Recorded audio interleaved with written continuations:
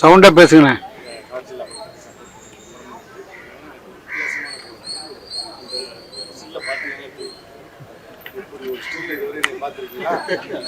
அழகா இருக்கு, அவ்வளோ அழகா இருக்கு. பொழுது முழுக்க இதை வந்து தமிழ் திரையுலகமே பார்க்குறது.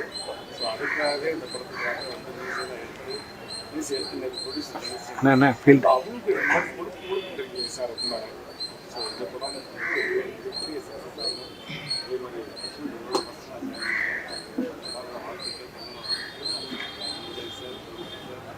பாண்டி எல்லாருக்கும் எல்லா மிகப்பெரிய ஆட்களுக்கும் படம் மிகப்பெரிய சக்ஸஸ் ஆகும்.